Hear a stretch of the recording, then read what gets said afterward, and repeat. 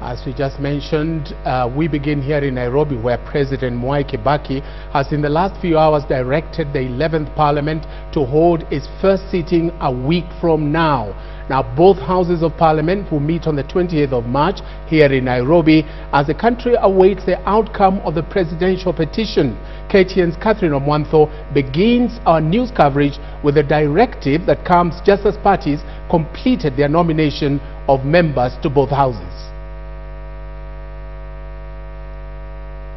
When he signed off in Parliament late last year, it was almost certain that it would be Kibaki's final act in Parliament. But 3 months on, the President is back, calling a whole new session of Parliament. Amid the election standoff that is now before the Supreme Court, Kibaki has now ordered the first sitting of the 11th Parliament on the 28th of March. In a legal notice, the President is also calling members of the Senate to town. With a section of Parliament building still under renovation, the first sitting of the Senate will be held at the Kenyatta International Conference Center on the same day. Following the announcement, clerks of the National Assembly, Justin Bundi, and that of the Senate, Jeremiah Nyegenye, have asked individuals interested in being elected Speaker or Deputy Speaker to collect nomination forms from their offices. The life of the intense Parliament is about to come to an end. Political parties have already picked their representatives to fill in the nomination slots provided for in the Constitution, and like before, party officials are the biggest beneficiaries. In the National Assembly nominees, TNA took 3 of the 12 available spots, giving one to its chairman, Johnson Sakaja. URP and ODM also took 3 slots each, with the Prime Minister's brother Oburu Odinga picking up one of ODM's slots. The Wiper Democratic Party and Ford Kenya took 1 each. Among the nominees, 3 of them are women: Amina Abdallah and Janet Teya of TNA and Sarah Kerere of URP, bringing the total number of women in the National Assembly to 65, the largest in Kenya's history, but still short of the minimum 33% envisaged by the new constitution.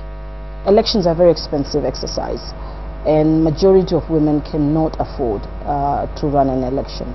If you look at the number of women that came from the 47 seats, they were basically assisted by the team they were working with, because campaigning in a constituency is so difficult, let alone campaigning in a county. Some have about 6 constituencies, some have about 10. So it's a huge task for one person to contest in a larger area. On top of it, it does not even come with a budget. That's it, just comes with a name and no budget on top of it. Though no woman was elected into Senate, the law states that parties shall nominate 16 women, and like the National Assembly, those slots too have been distributed to mainly party loyalists. There is definitely a problem in the way our society works. Ideally, the only problem we had was to get a mechanism.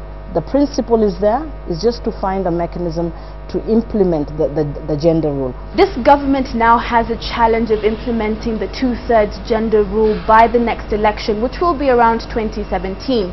This is stipulated by the Supreme Court on the gender rule. But this means that political party leaders must ensure that they do nominate more women into their parties and into political positions and put them out there so that they have more exposure politically as we head to the next election. And as we look back at the last 5 years, and ironically, it is once again up to Mwai Kibaki, the man who would have now been preparing to go home, to kickstart that process. Kathryn Omwandho, KTN.